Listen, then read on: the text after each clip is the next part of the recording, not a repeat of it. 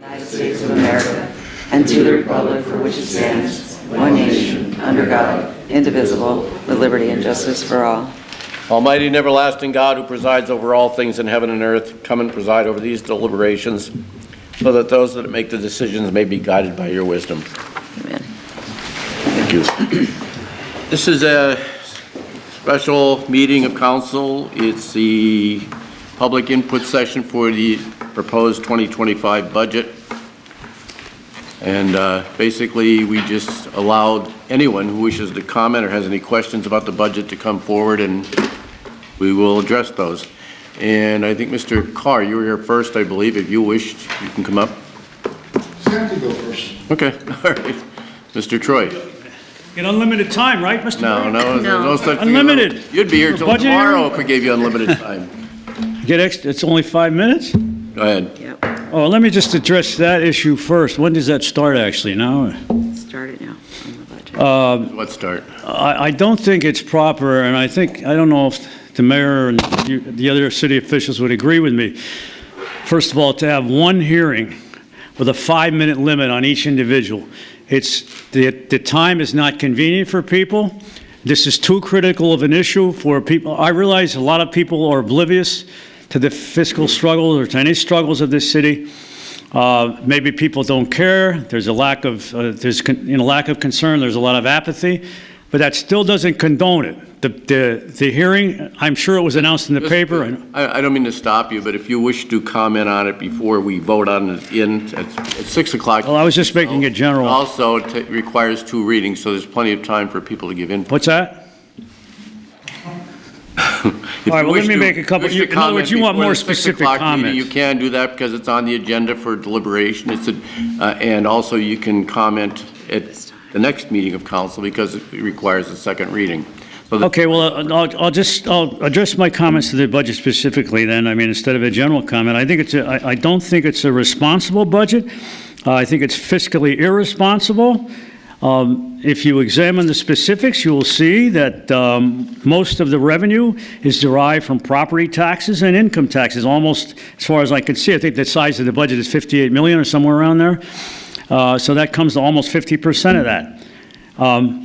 I have been advocating, as you know, for I don't know how long, for relief, property tax relief, and local wage tax relief. 3% is the highest in the county as far as I know, and it's too much of a burden on the hardworking people of this city. So my advice to you, to the council tonight, there is going to be a vote on this, right, tonight? Okay, so my advice is to at least put this on the back burner and tweak this budget. I ask for these breaks every year, and I always say, well, it's too late now, it's too late now. Now you have the opportunity, at least for next year, to give the average citizen who's struggling, and there are a lot of them, maybe you people aren't, maybe the mayor and Charlie are not, other people in this room, but there are a lot of people, and I can name a lot in my neighborhood who are struggling even to put food on the table. And to have some sort of relief would be advisable. So this budget does not allow for that. Okay, there's no property tax increase, we're happy for that. But this budget has to be tweaked. It is a smoke and mirrors budget. It is if you want to call it a house of cards. That's another expression that you might want to use. Because you're anticipating revenue. Well, I know Mr. Brown wasn't the only one who put this together. Brian Sweats and Charlie. You're anticipating a $1.5 million increase in the earned income tax. 17 million to 1.8 million. That to me is just irresponsible to have that sort of anticipation. It's certainly not written in stone. So what happens if just half of that revenue comes in, or even 1/4, or maybe nothing? So the city's going to be in a fiscal crisis, correct? You're going to have to find a way to compensate for that. I mean, did you get you people get any indication from the mayor that? Where is the proof? Where is the evidence that you're going to get another 1.8 million from new hirings? If that takeover, which I hear is now in jeopardy, that's from what I hear. If that doesn't go through, what's going to happen then? You're not going to get your earned income tax, but by the same token, I guess you'll get the property tax from the hospital that exists. But let me just say, there are I think it's irresponsible of the mayor and the other people who put this together to create this increase in the budget. What was it, about $5 million or 10% or something like that? Most of the increase, as far as I know, has come from increase in healthcare costs and 3% across the board increase in wages to almost all employees, I guess all the employees. I don't think that's right. I don't think that's morally responsible. I think this, if you people approve this, you 5 tonight, and on the second reading, it shows that you lack a moral compass. As it is, as I indicated, there are a lot of people struggling out there. It's just not right for you. Okay, I'm not saying you don't deserve it. That a lot of people don't deserve a 3% or the increase in health care costs. That's, I know, not all. It's because I guess health care costs in general have gone up. But whatever the reason, it's not responsible to have us, to taxpayers, who are going to be mostly responsible to balance this budget, to have this thing have a problem with revenues, and eventually you're going to have to borrow more money, and the city's going to be in debt more and more as it is. What was there, a $2 million, a very sizable TAN note that's going to be taken out?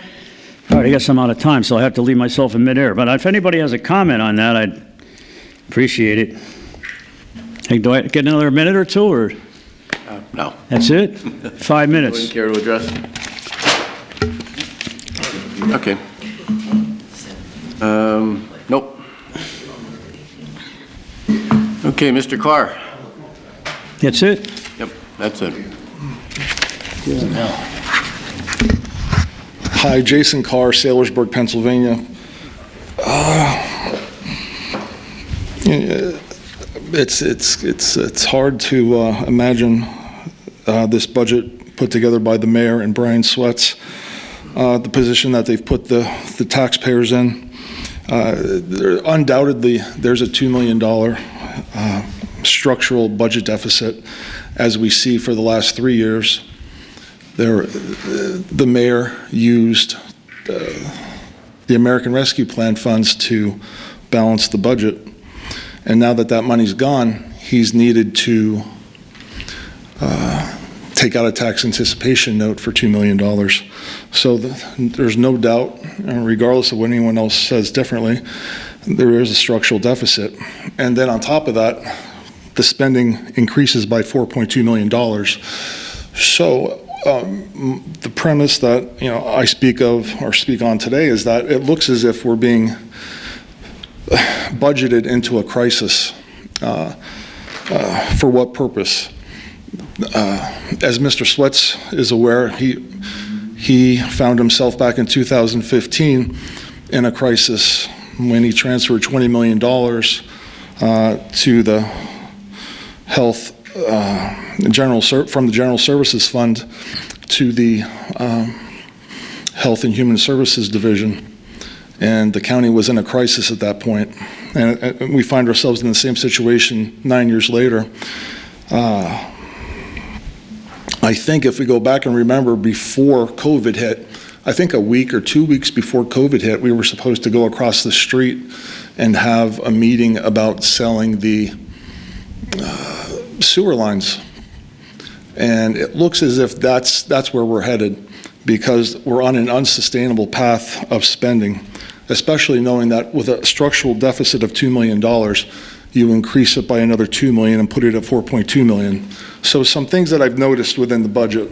Now, I guess that's going to be justification to sell or lease the sewer lines for an infusion of cash to put the city back in a positive direction. But it's really a shame that this is happening. The mayor has to explain how he justifies putting in the budget $1.85 million of additional earned income tax. That's the equivalent of $55 million being earned within city limits by residents. It's hard to believe. And then the mayor also said that using permits next year with the new development that's happening throughout the city, it's only allotted for an increase of $85,000. So there are some anomalies that don't make any sense. If we look at the overall budget of $58 million, $40 million goes towards salaries and benefits. $7,800,000 goes towards debt service. So that's $48 million out of a $58 million budget that encompasses really people employed by the city, living on a gravy train. That $7.8 million predominantly is from infusions into the pension plans over the last 30 years.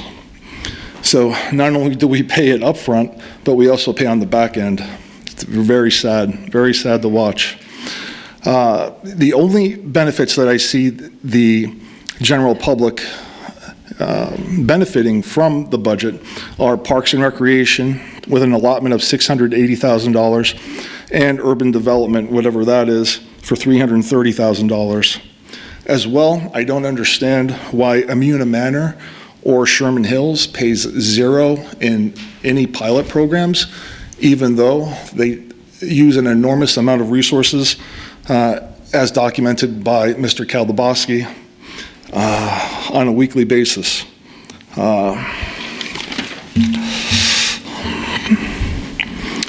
It's really a shame.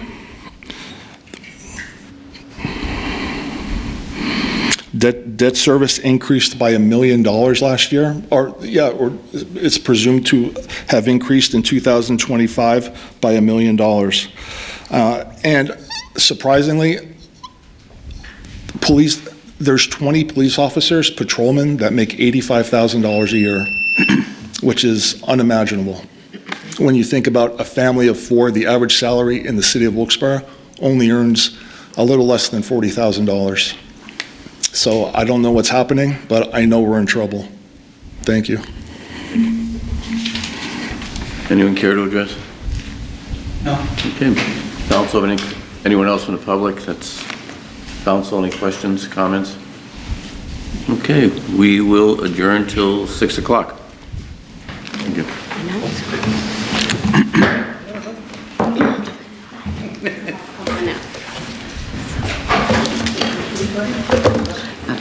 One nation, under God, indivisible, with liberty and justice for all.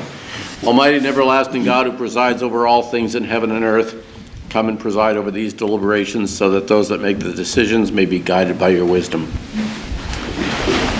All right.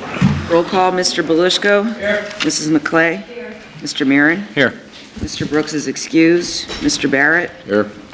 Also in attendance is Mayor George Brown, Controller Tony Thomas, Administrator Charles McCormick, City Attorney Tim Henry, Finance Director Brian Swets, Assistant City Clerk Tracy Smith, and Administrative Assistant Lisa Samfilippo. Good evening. Welcome to tonight's regular session of council. Please turn off all cell phones. Following are examples of important council rules. They are not intended to be a complete list. Please adhere as closely as possible to the 5-minute speaker presentation time limit. No persons are allowed to address the council from beyond the rail, except the speaker at the dais who has the floor. Chairperson shall preserve order and decorum and prevent attacks on personalities. Chairperson shall determine all points of order. No persons except city officers or their representatives shall be permitted within the rail during any meeting without the express permission of council. Council kindly asks that the public please vacate the building within 10 minutes after the meeting adjourns. And finally, when the members of administration are speaking, please stand up and speak into the microphone. Wow. You said all that without taking a breath. Anybody here wish to speak on any public or pending legislation?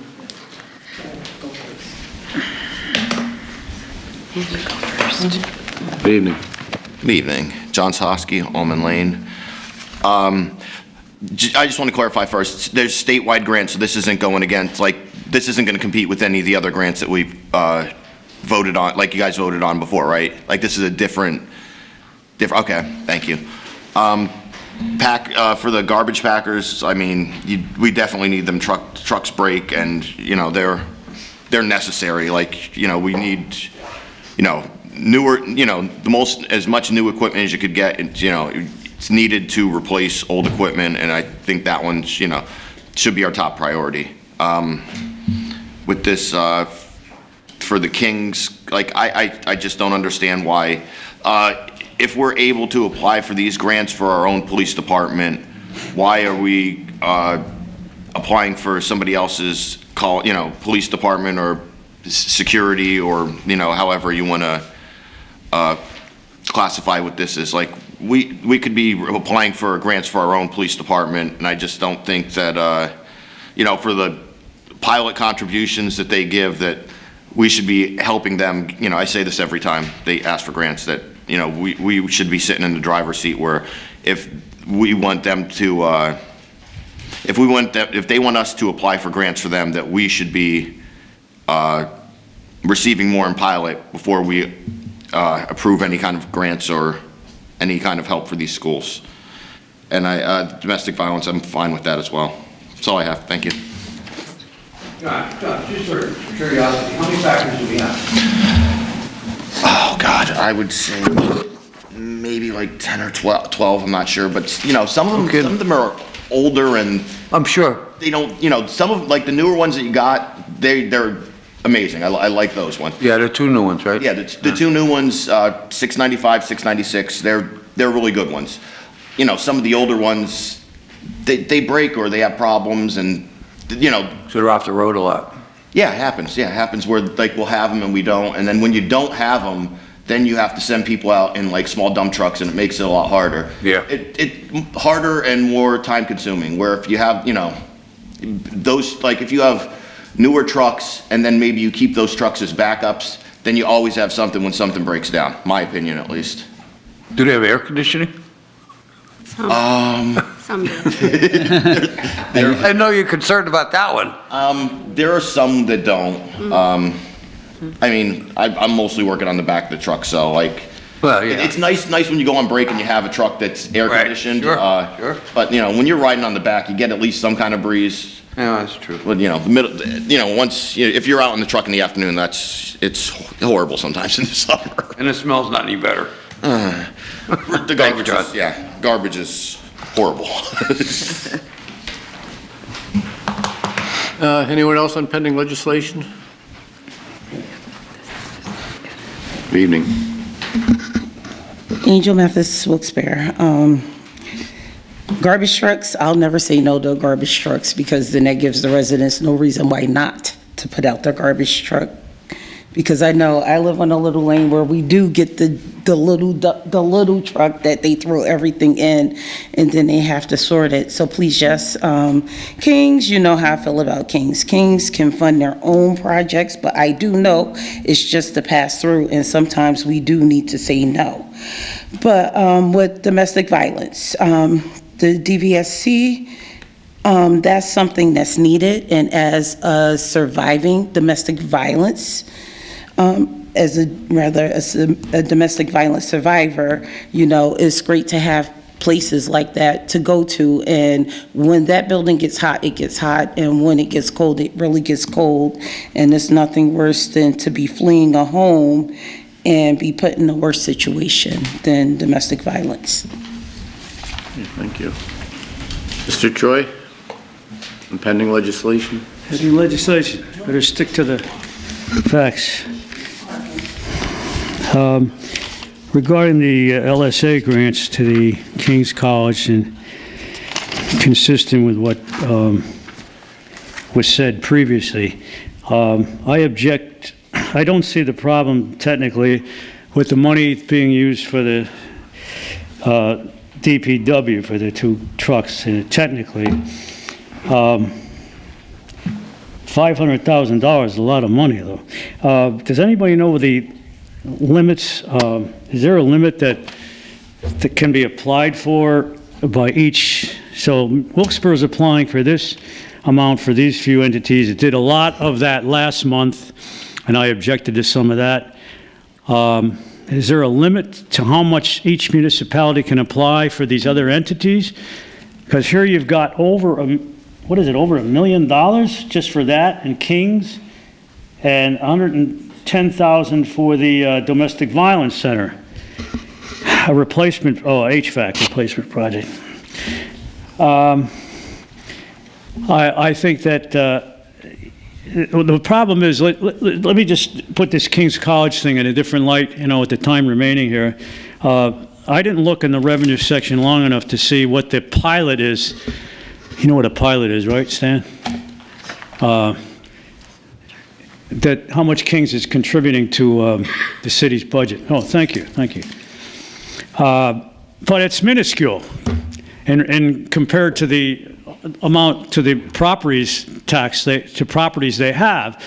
If that was fully taxable, what would it be? Probably in the millions of dollars they would be paying the city. And by the same token, Mayor Brown, then you'd be able to lower taxes for us poor residents, right? Who get abused all the time with burdens, while you seem to be very free with your spending with employees and et cetera. Not that they don't deserve it, as I said, but the question is it ethical?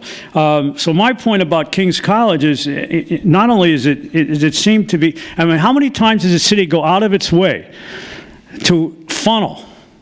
And it is just a pass-through. That's the great word, a great term that I know Charlie has used. We're just a pass-through, a funnel for this money. It's not our money. We realize that, Charlie. But it's coming from the state. It's still taxpayer money. It's not directly taxpayer money. It's gambling money, okay, but it's money that can be used for taxpayer purposes. Why does they have to apply for this entity? This King's College is not a poor institution. And I'm not putting it down academically. I think it's a very fine institution. I know a lot of professors over there, and they're very capable. And I'm not sure what it does for the economy. If that's the argument here, that because they do so much for our economy, the Wilkes-Barre's economy, that they should be deserving of the city going out of its way to pass through $500,000. I would say yes, okay, if the pilot is going to increase by maybe $500,000. Is that asking too much, Mr. Barrett? The city use an extra $500,000? I mean, they could certainly afford it. Why can't there be a contingent applied to this $500,000? Say, look, okay, we'll allow it. We'll pass this through for you, and we'll pass a few others for you too throughout the. I don't know how many times has the city done this throughout the year for King's College? About 6, maybe more. How many millions of dollars are involved? This is for the security department. Do they really need that? Like John asked, I don't think so, but that's beside the point. Say, okay, even though you don't need it, we'll apply for it for you. We'll go through it, but you do your part, and you helped our city out, which may not be in dire financial straits now, but certainly could use the extra money, based on the fact that, am I correct in this, Mr. Brown, that the city is going to borrow $2 million, whether or not there's a structural deficit? A TAN note, the city's going to borrow $2 million to cover the shortfall in this budget. So we could certainly use the extra revenue, can't we? So my point is that council should reject at least that part of it. The DPW part of it, the domestic violence part of it, I'm not an objection to. Although I would like to see, I don't know how much of a stickler the accountants, the state is on this, but I talked to Dave Lewis, the DPW director. I don't know if he's the acting director. And as the former chair of the Shade Tree Commission, I'm still concerned about trees in this community, planting trees, the fact that a lot of trees are being cut down. And he claims there are no trees in storage in the DPW, and I would like to see. Let's go back to pending legislation. Okay, I'm just wondering if, okay. All right, so my point is I urge council to reject that part of the LSA agreement unless Kings could agree to an increase in the pilot, which I don't think is asking too much. Okay. I guess it is asking too much. For pending legislation, no one else? Okay. Okay. Need a motion and a second on the consent agenda, the resolutions and the minutes, that'll be. Motion. Motion by Mr. Barrett, Second. second by Mr. Mirren. Mr. Belishko? Yes. Mrs. McClay? Yes. Mr. Mirren? Yes. Mr. Barrett? Yes. And we have 2 ordinances which we're going to take separately. File of Council number 5 is adopting the mayor's proposed general fund budget. Need a motion and a second. Motion. Motion by Mr. Belishko, Second. second by Mr. Barrett. Mr. Belishko? Yes. Mrs. McClay? Yes. Mr. Mirren? Yes. Mr. Barrett? Yes. And file of Council number 6 is an ordinance of the City Council of the City of Wilkes-Barre amending file of Council number 15 of 2013 entitled Police Civil Service Commission Rules and Regulations for Hiring and Promotions. First reading, we need a motion and a second. Motion. Motion by Mr. Marin, A second. second by Mr. Barrett. Mr. Belishko? Yes. Mrs. McClay? Yes. Mr. Marin? Yes. Mr. Barrett? Yes. Kathy? You're welcome. Mr. Belisco, anything? No, sir. Oh, thank you. Mrs. McClay? I don't think so. I think I'm good. Come on. Hey, Cough something up. right? So I do appreciate you putting that language in there about the termination on that, because I think I did receive a lot of calls, so I think that will help alleviate that a little bit, knowing it's a short-term thing. I think I'm good. I sent Charlie everything else. Good. I know. Mr. Mirren? Oh, I'm good today. Thank you. Mr. Thomas? I'm good, thank you. Nothing, okay, and I as well don't have anything new since Tuesday. So we move on to Mr. Troy, you're back up again. Have anything else for us, sir?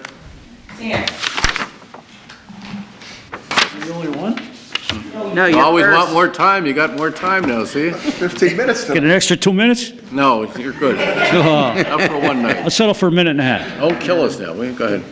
I just wanted, I wanted to propose a couple of things in the limited time I have. First of all, one point that I've been trying to make and has not seemed to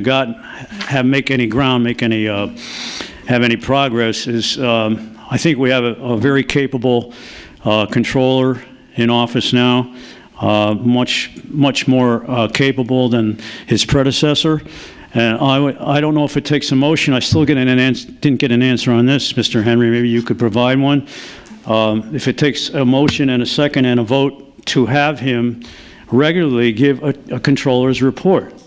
Now, I don't think that's asking too much, and that would be helpful because this city, I think, is notorious for being very untransparent. The word would be opaque. I'm an English major, so I have all these words buzzing around my head. But opaque meaning the opposite of transparent, that you cannot view the city's finances that readily as you can, for instance, I think a classic example is Wilkes-Barre Area School Board, which one thing that they do very well is they have a pretty transparent quality concerning their finances. So I wonder if you can answer that, Mr. Henry, at some point, whether it does take a vote on council's part to have, I mean, can he just do it on his own? I think he's willing to do it. I talked to him and to give some kind of report. It doesn't have to be a complete revelation, you know, of all the checks that were spent like the school board does. But there should be some responsibility on the part. I mean, why do we have a controller? I mean, he's being paid with taxpayer money. Do I have to issue a right to know to, for instance, find out how much ARP money is left, if any? Because I talked to Mr. McCormick, and I can't seem to get a straight answer, and the mayor doesn't want to talk to me about that. And I don't assume any council members know or care to know.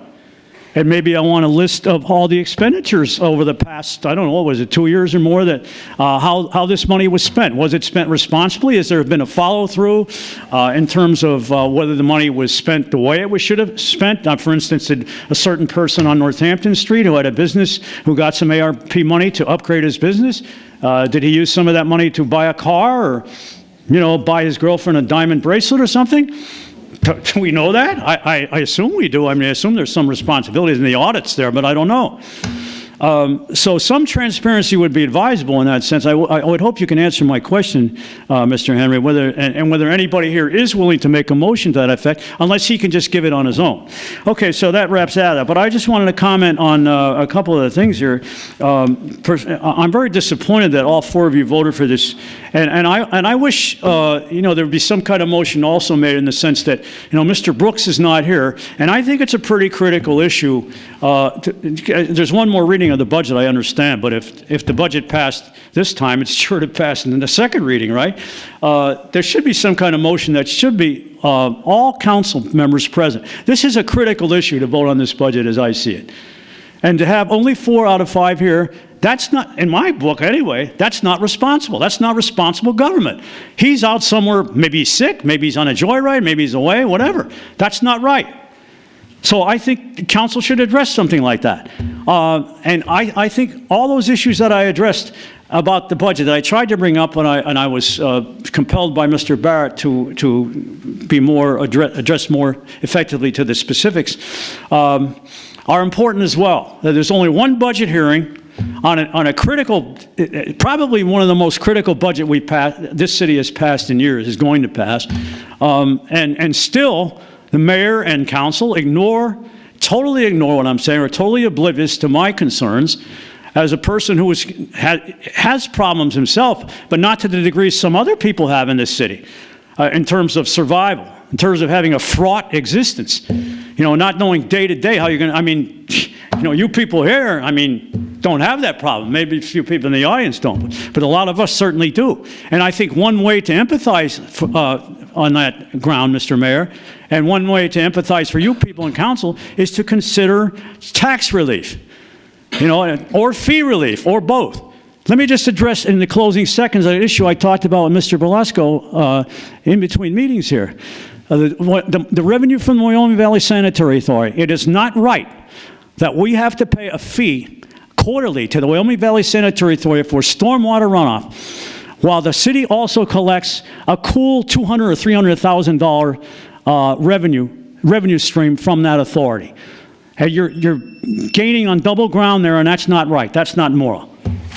I guess I'm out of time, right, Mr. Brad? You're glad to get rid of me. Anyone care to address any of those concerns? To these issues, how about that, Tim? Could you address that issue I raised? I'm not going to address anything right now, Sam, no. Hell freezes over me. Angel Mathis? You're doing this one. Oh, I'm sorry. It was John's turn. Angel Mathis, Wilkes-Barre. I put housing on my thing because it's just a whole bunch of different things. I saw that Scranton is actually put in their budget to hire more housing inspectors.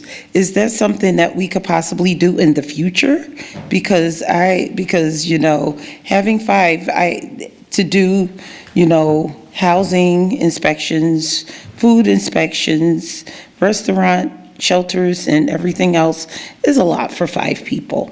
The second thing is, how up to date is our actual renter certificates? Because one thing that I've noticed in the area, it seems like there's a lot of houses that's being, I'm not sure whether they're moving family in or they're renting them out, but it seems to be quite a bit of transitional housing where it's like for 6 months, one family's there, then another, after 6 months, a different family is there, and then 3 months, a different family, where it seems like it's a revolving door.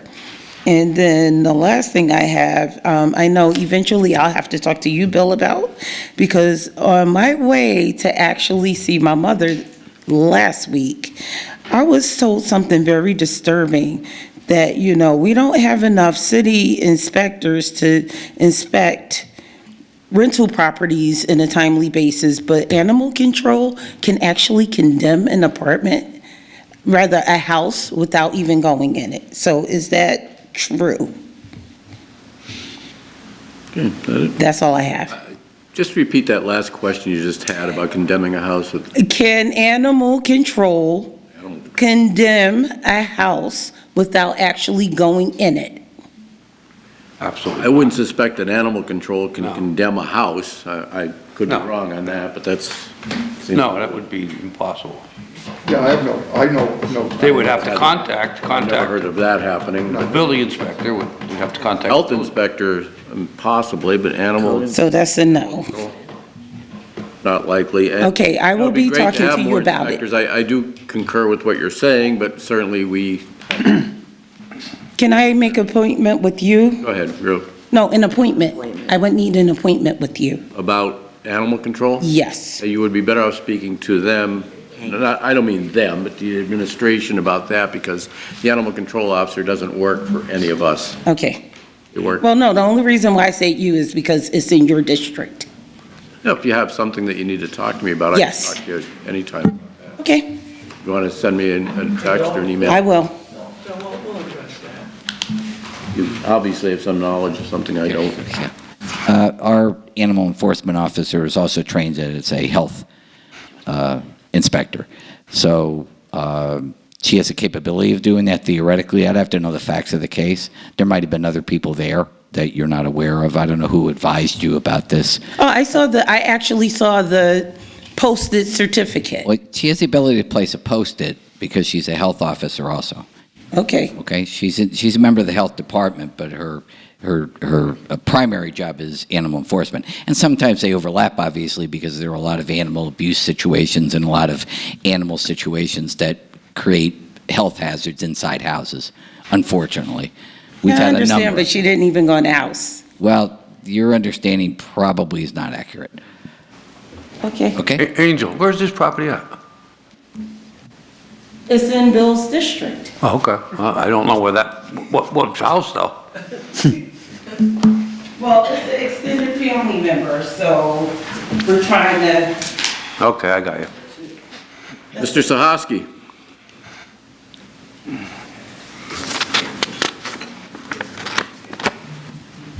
John Toski, Almond Lane. Are businesses and nonprofits eligible to put out garbage and recycles? Just because I had an incident with one of our nonprofits where there's things got left and they got very testy with me and kind of threw a threat at me because their stuff didn't get picked up, and I didn't even think that they were eligible for it, to have their things picked up. So I just need to know if businesses and nonprofits get their garbage and recycles picked up. I guess that would be two different things, right? Garbage or recycling. I thought that they could put recycling, but As far as a business owner myself, no. Neither. And I'm supposed to get a report when I recycle from the garage, from my business, and have it on file. But I always had a dumpster. But you are required to recycle. But no, the city doesn't do it. Okay. In any business. But I can't answer, I can't speak for nonprofits. Okay. Anybody else, nonprofits? No? I think it's going to depend on what they own. If you have a nonprofit that owns a single-family home, that single-family home can certainly put out recyclables. If you have a nonprofit that owns an apartment complex with 8 apartments, then they would have too many units and they would have to have their own dumpster. So I think it's going to be fact-specific rather than just ownership-specific. So like if somebody lives there, they could. If somebody, like if it's like a business operation more of than...